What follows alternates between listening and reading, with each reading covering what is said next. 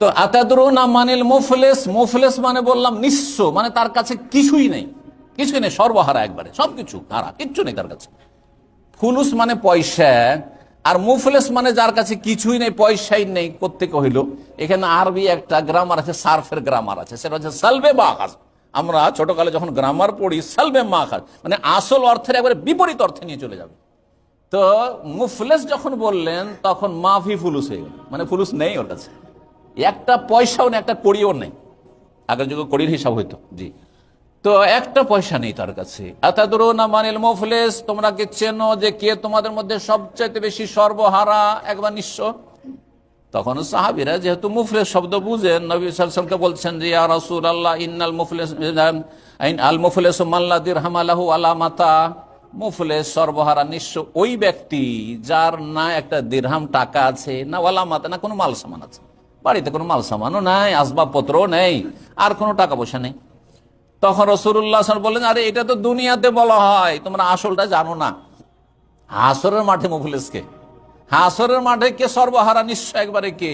শোনো, ইন্নাল মুফলিসা মিন উম্মতি মান ইয়াতি ইয়াউমাল কিয়ামাতি বিসলাতিন ওয়া সিয়ামিন ওয়া যাকাতিন ওয়া ইয়াতি কাদ শাতামা হাযা ওয়া আকালা মাল হাযা ওয়া সাফাকা দামা হাযা ওয়া যারাবা হাযা ওয়া কাযাফা হাযা ফায়ুতা হাযা মিন হাসানাতি ওয়া হাযা মিন হাসানাতি ফাইন ফানিয়াত হাসানাতু ক্বাবলা আন ইউখযা মা আলাইহি উখিযা মিন খাতায়াহুম সুম্মা তুরিহাত আলাইহি সুম্মা তুরিহা ফিন্নার। সহিহ মুসলিম হাদিস, রাসূলুল্লাহ সাল্লাল্লাহু আলাইহি ওয়াসাল্লাম। আমার উম্মতের সর্বহারা নিঃস্ব ওই সব লোকেরা মাইয়াতি ইয়াউমাল কিয়ামাত বিসলাতিন, কিয়ামতের মাঠে, হাসরের মাঠে আসবে বেনামাজি হয়ে নয়, অনেক নামাজ নিয়ে এসছে, বিসলাতিন সালাত, নামাজ নিয়ে এসছে, নামাজে কোনো ঘাটতি নাই, তাহাজ্জুদ গুজার, সহিহ আকীদা, মাশাআল্লাহ, ওয়া সিয়ামিন, রোজাতে কোনো ঘাটতি নেই, ওয়া যাকাতিন, যাকাতও দিয়েছে, এমন নয় যে এমন বখিল যে যাকাত দেয়নি, না, যাকাতও দিয়েছে, কিন্তু তার সাথে ইয়াতি কাদ শাতামা হাযা, একে গাল দিয়েছে, হ্যাঁ, ওদারাবা হাজা, একে মেরেছে, ওয়াসাফাকা দামা হাজা, কেউ খুন করেছে, হ্যাঁ, আর কেউ কি করেছে, হ্যাঁ, কাযাফা হাজা, মিথ্যা অপবাদ দিয়েছে, এইভাবে বিভিন্ন রকমের, ওয়াকালাম আলা হাজা, কেউ টাকা পয়সা বেইমানি করেছে, ধার নিয়ে দেয়নি, অথবা টাকা পয়সা বেইমানি করেছে, আমানতে খেয়ানত করেছে, আর তার পার্টনারশিপে ব্যবসা করতে গিয়ে নয় ছয় করেছে। আজকাল বড় বড় দাড়িওয়ালার সাথে পার্টনারশিপ ব্যবসা করেন, আর তারপরে শেষ রেজাল্টটা দেখেন যে কি তামাশা করে। যার হাতে হিসাব নিকাশ, তার কোনো লস নেই, শুধু লস দেখাবে আপনাকে, ভাই লস আর লস, লস আর লস, সব গেল, সব গেল, লস আর লস, আউযুবিল্লাহ, আউযুবিল্লাহ। এইরকম লোকদেরকে চেনি যে পবিত্র জায়গায় সৌদি আরবে থাকে, এমনকি মক্কাতেও থাকে, এমনকি মদিনায় থাকে, সুবহানাল্লাহ, মানুষের লাখ লাখ টাকা বেমানি করে চলে গেছে দেশে, অথবা এখানে বেমানি করে বসে আছে, সব লস। যারা শেয়ার সাথে, তাদের শুধু লস আর লস, লস আর লস, ওর কোনো লস নেই। কিয়ামতের দিনে বুঝবে সর্বহারা মুফলিস হয়ে সেদিন হাজির হবে, নিশ্চয়ই হাজির হবে। যখন এত হক নষ্ট করে আল্লাহর সামনে হাসরের মাঠে হাজির হয়েছে, আল্লাহ কি করবেন? ফায়ুতা হাযা মিন হাসানাতিহি, সব আসবে দাবিদাররা, আল্লাহ আমাকে মেরেছে, আল্লাহ আমাকে গাল দিয়েছে, আল্লাহ আমাকে খুন করেছে, আল্লাহ আমার মান সম্মান নষ্ট করেছে, মিথ্যা অপবাদ দিয়েছে, আল্লাহ আমার সাথে এই করেছে, আল্লাহ আমার বেঈমানি করেছে, টাকা পয়সা বেঈমানি করেছে, ধার নিয়ে দেয়নি। ফায়ুতা হাযা মিন হাসানাতিহি, নেকি দিয়ে তখন পেমেন্ট, তখন আর টাকা পয়সা থাকবে না।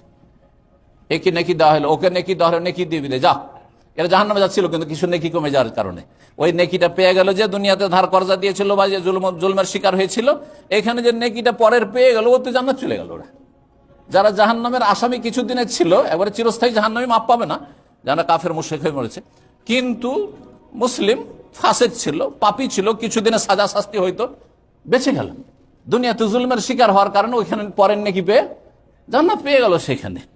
তারপরে নেকি দিতে দিতে দিতে নেকির ব্যালেন্স শেষ হয়ে গেল। শেষখানে আর কিছু লোকেরা আসছে, আসার বলছে, আল্লাহ এ তো আমার হক নষ্ট করেছে, এই তো আমার জুলুম করেছে, টাকা পয়সা বেমানি করেছে, যার যে অভিযোগ তার বিরুদ্ধে বলবে। আল্লাহ বলবে যে নেকি দেখো, বলছে ফেরেশতা বলছে নেকি তো নেই, আর নেকি সব শেষ হয়ে গেছে, শেষ, তাহলে কি করা হবে? তখন ওই লোকগুলিকে জিজ্ঞাসা করা হবে যারা অভিযোগ করতে এসেছে, কেস নিয়ে এসেছে, যে তোমাদের গুনাহ আছে। বলছে আল্লাহ আমাদের গুনাহ আছে, গুনার কারণে জাহান্নামে যেতে হচ্ছে আমাদেরকে।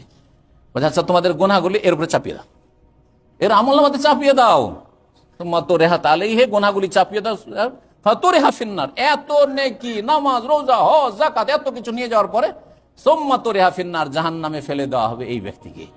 কোনো কাজে আসবে না সহিহ আকীদা, কোনো কাজে আসবে না 5 ওয়াক্ত নামাজ, কোনো কাজে আসবে না এই দাড়ি আর মুসল্লি আর তাহাজ্জুদ আর তারাবি আর রমজানের রোজা, এসব কোনো কাজে আসবে না যদি আপনার মানুষের হক ঠিক না রাখতে পারেন।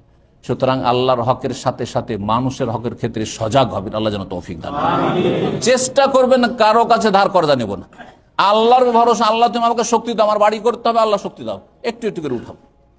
আমাদের সে গরিবেরা কিন্তু ইট উঠিয়ে বাড়ি করছে আজকাল। গরিবেরাও কি করছে, এই বছর উঠালো 2 হাত 3 হাত উঠালো, বা ওয়ালটা উঠিয়ে রেখে দিল, আর তারপরে টিন কিনলো, এইভাবে তারপরে তখন চেষ্টা করলো চলো একটা ঘরকে আচ্ছা ঢালাই করি, ছাদ করি, আর এইভাবে করে। আর না আগে থেকে স্বপ্ন আছে একটা রুম তৈরি করার পয়সা, আর তার বিশাল আপনি কয়তলা ফাউন্ডেশন দিয়ে বসেছেন, আর ভাবছে এদিক থেকে ওই দিক থেকে ওই দিক থেকে টানি ধার কর্জা এই সেই করে আর বাড়ি ঘর করে এমন আপনি টেনশন আর দুশ্চিন্তায় পড়ে গেছেন আর সামলাইতে পারছেন না। হতে পারে এই অবস্থায় মরে গেলেন, কি অবস্থাটা হবে আপনার? কেন এত বড় বড় কেন স্বপ্ন? আল্লাহ বুঝার তৌফিক দান করেন, সংশোধনের তৌফিক দান করেন, অল্পতে আল্লাহ পরিতুষ্টি যেন দান করেন, রোজিতে আল্লাহ বরকত দান করেন, দুনিয়া যেন আমাদের 2 নম্বরে রাখার তৌফিক দেন, 1 নম্বরে যেন না হয়ে যায়। আল্লাহ লা তাজালি দুনিয়া আকবার হাম্মেনা ওয়ালা মাবলাগা ইলমিনা ওয়ালা ইলান নারি মাসিরানা। আল্লাহ আমাদেরকে দ্বীনকে, ঈমানকে, ইসলামকে জান্নাতে 1 নম্বরে রাখার তৌফিক দান করো। দুনিয়ার আল্লাহ সার্বিক কল্যাণ দান করো, আখিরাতের সার্বিক কল্যাণ দান করো, জাহান্নামের আযাব থেকে রক্ষা করো, 5 ওয়াক্ত নামাজ পড়ার তৌফিক দান করো, শিরক বিদআত থেকে আল্লাহ বাঁচিয়ে রাখো, নবীর তরিকায় চলার তৌফিক দান করো, ইলম শিখার আমল করার তৌফিক দান করো। আল্লাহ দুনিয়া আখিরাতের সার্বিক শান্তি দান করো।